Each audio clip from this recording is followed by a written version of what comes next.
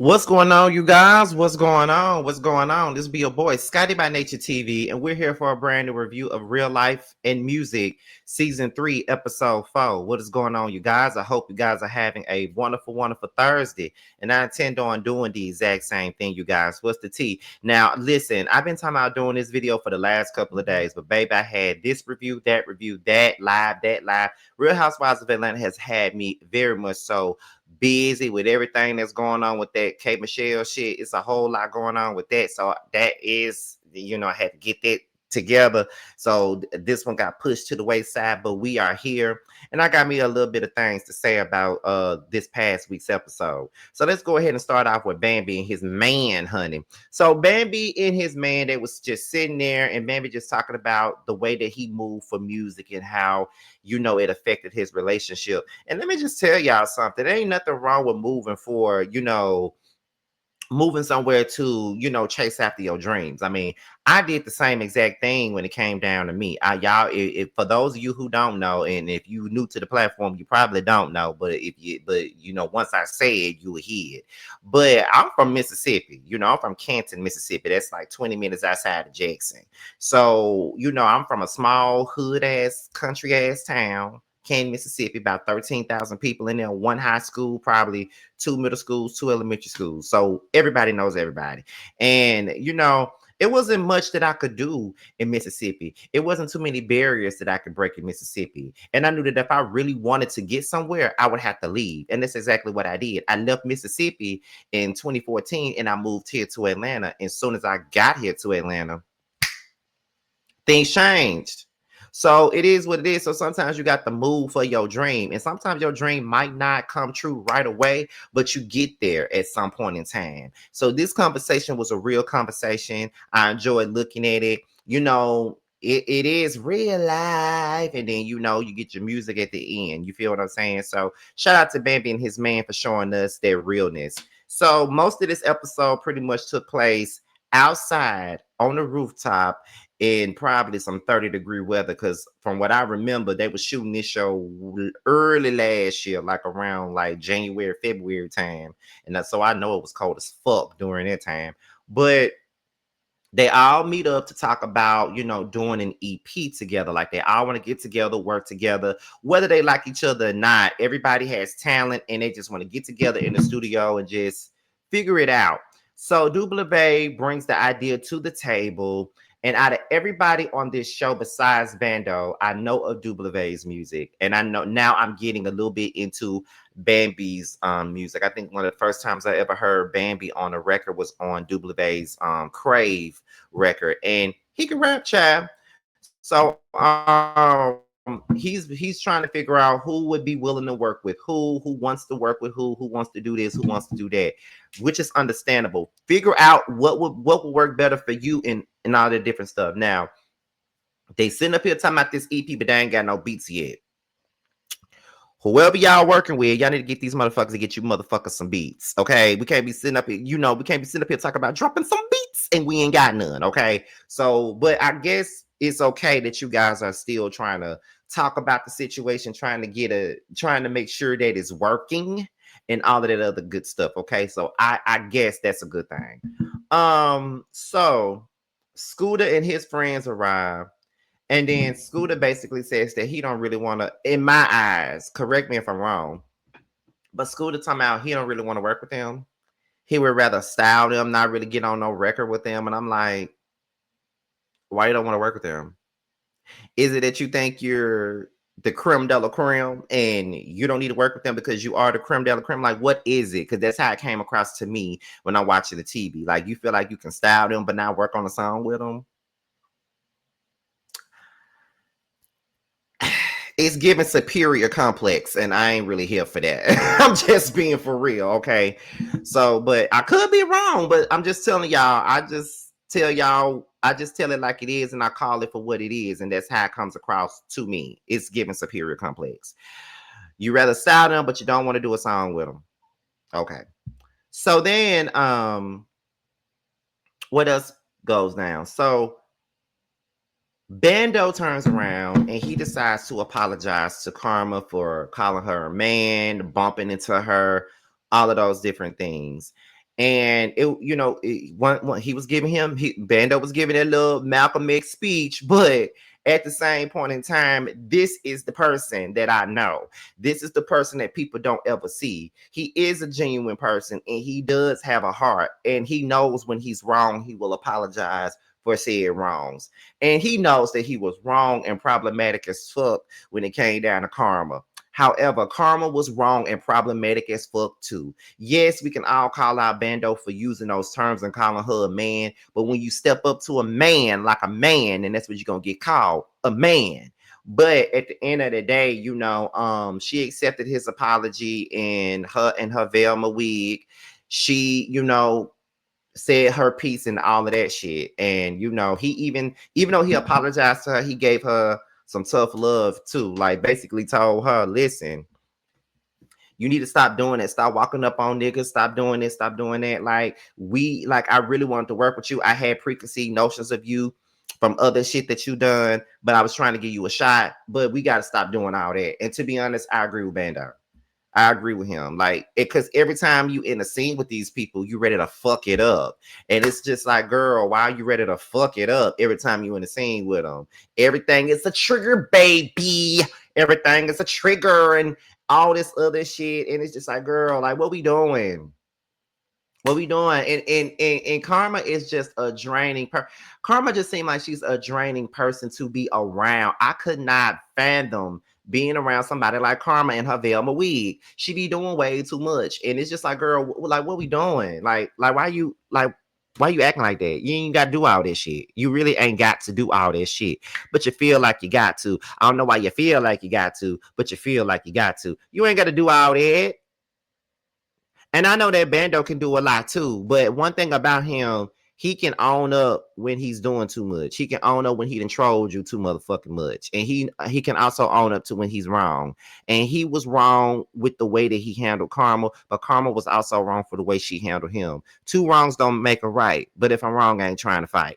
That's just what it is for me. So I'm glad that they were able to get past whatever issues that they had, because it really wasn't that deep. And Bando really didn't have no problem with Karma from the very beginning. He just wanted to know what her beef was with Vay. And she put it on the table in front of everybody. So that's what people got to understand. If you're going to put it on the table in front of everybody, then be ready for everybody to have an opinion or for everybody to ask questions, since you put it out there in front of everybody. But she always putting her trigger baby out in front of everybody, and then don't want nobody to say nothing. So, but I'm glad they was able to move on from that. So then Karma and W pretty much tries to hash out their differences. And from what I can see, baby, it's a waste of time. Karma and Vay ain't gonna never hash out them damn issues. It's always gonna be the same old shit. And it ain't there is no working on that. Like they might as well just give up on that shit, because that ain't gonna work. They're never going to be cool, and that's okay. Sometimes we just got to understand that some people are just not meant to be cool with one another, and some people are just not meant to be friends. And Karma and W are not meant to be friends, because I wouldn't even want their asses to be friends. This was just way too much going on. And W don't take her ass seriously at all, which I wouldn't be taking her ass seriously, because she's so dramatic and everything is a trigger, baby, and all that other shit she be doing. It's like, child, W, let it go. Well, I think he don't really give a fuck. It's really her that was trying to hash out shit, but we already can see that there's no getting past anything with them two at all. So we can keep it moving with them. Like, we can work together, we can sing together, we can rap together. But holding hands together and picking out Easter eggs on Easter Sunday, that ain't gonna work out. And that's okay. Now let's get to the part that really set me off. And that's this stuff with Scooter, Santana, and Bando. Apparently, he told the people that he felt uncomfortable when Bando had his arms around him, getting him drinks and shit like that. He posted the video, then deleted the video. And he tried. So you got to understand, when you say that I was uncomfortable, his arms was around me, he went and got me drinks, you're implying that this man is a part of the creep squad. That's what you're implying. But then you want to get all up in your damn feelings when the people are asking you questions about what you meant by what you said. And the thing is, it's on the table, it's in front of the group. You cannot get all up in your bag and get all up in your fucking feelings because everybody got questions. We all got questions. We all want to know what the fuck did you mean by saying that shit? What did you mean? You the one who said it. So then you want to say, well, it's not, I wasn't really uncomfortable. You clearly you wasn't, because if you wasn't because if you was uncomfortable, you could have told Bando to remove himself from get his arms off of you. You could have not posted that video, because it's just giving weird, because you posted the video, you tagged him in the video, then you turned around and deleted the motherfucking video. So it's like, what's going on then, Scooter? But see the real but see the realty is the realty, regardless of what you're saying on this damn screen. The realty is you already had a preconceived notion about Bando from the jump. You did not like Bando because of that karma shit, and you make this shit very clear that you was on her side. That's the reason why you was looking at him sideways over the karma shit. Let's be for real. That is the only reason why you was looking at him sideways, due to the karma shit. We're not gonna act like that's not what it was. You looked at that boy sideways because of the karma shit, and you had already formed your opinion on that, on him, based off of that situation.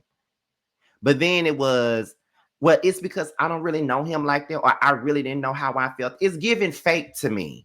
It's giving fake, because my thing is, if I don't really fuck with somebody like that, I'm not talking to them. I'm not putting them on my page. I'm not doing no videos with them. I'm not taking no pictures with them. Y'all had pictures together in addition to that video. So what gives? And him having his arm around you don't mean shit. He do that with every fucking body. He do that with everybody. That's just how he is. He do that with everybody. When he turned up and we all at the club, that's just what he do. Now it's different when he do it with me, but he do it with everybody. So it is what it is. Like what the fuck are you talking about? And then you want to say nobody needs to ask me anything. Who are you to tell somebody not to ask you nothing? It's put out there on Front Street for everybody to have an opinion. What do you mean? It's a group conversation. So the group is going to ask questions. How are you mad? I don't understand that. No, for real. I don't. I did not understand why he was sitting up here trying to get all bothered and shit. And Bando had every right to feel the way that he felt about the situation, because you're making this man come across like he's a creep or something, and he ain't never gave creep ever in life. That man is not doing it. But then you turn around and say, I wasn't uncomfortable. Then what the fuck were you then? Because you use those words. So what the fuck were you then? If you wasn't uncomfortable, then what the fuck was it? We trying to figure that part out. We want to know. What were you? Uncomfortable or not? Then you was like, well, then you say he was a mean girl. But what? Okay, you saying that he was a mean girl because of the karma shit. Then what the fuck was karma? A victim? I don't think so. Like I said, you already made your mind up about the boy based off of what happened with karma, because that's what I took from it from the very beginning. You had already made up your mind on him already.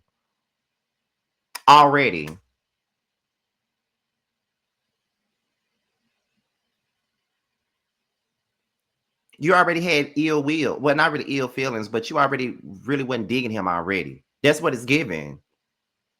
Then you said you called Todd Valentine and asked him, what's because that's your friend. You asked him, do we fuck with Bando? And Ty said he really don't know Bando like that, but he cool and stuff. And Bando said, Ty don't know me like that.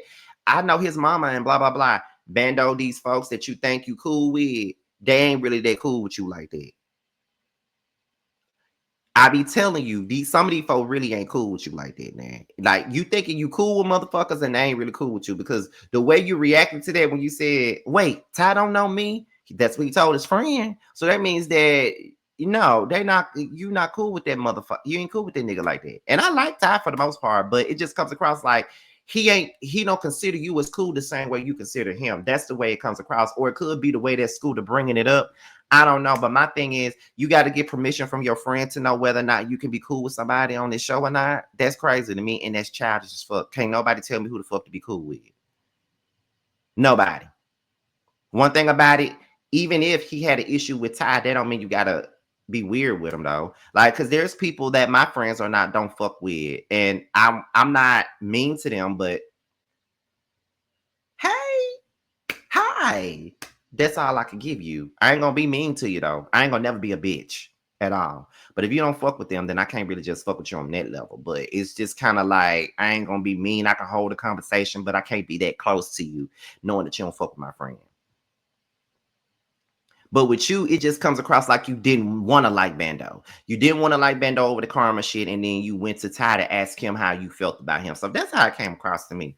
But yeah, and then you want to tell everybody to stop talking to you. Who the fuck are you to tell somebody to shut up? You don't tell nobody to be quiet. Then Chrissy was like, well, I can say whatever I want. And then you start turning around and you like, Chrissy, listen, I'm not them. I'm not them. You don't got to be them. You ain't got to be him. You ain't got to be her. You ain't got to be they. I'm going to say what the fuck I want to say. Okay?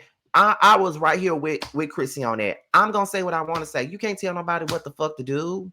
Just because you pissed and you mad over the way that everybody's looking at this shit, you don't have the right to get mad. It's out here on the table. The only person that got the right to be mad is Bando, because he is the one that's being looked at like a creep because of something that you said. So he got every right to be upset, but you want to get mad because everybody asking questions. Then you tell them, I'm not gonna fucking keep explaining myself. You the one who told these folks you you was uncomfortable. Then you turn around and said that you wasn't. Then you posted a picture or a video with the motherfucker and said, after saying you was uncomfortable, then deleted it. Like, it looks weird.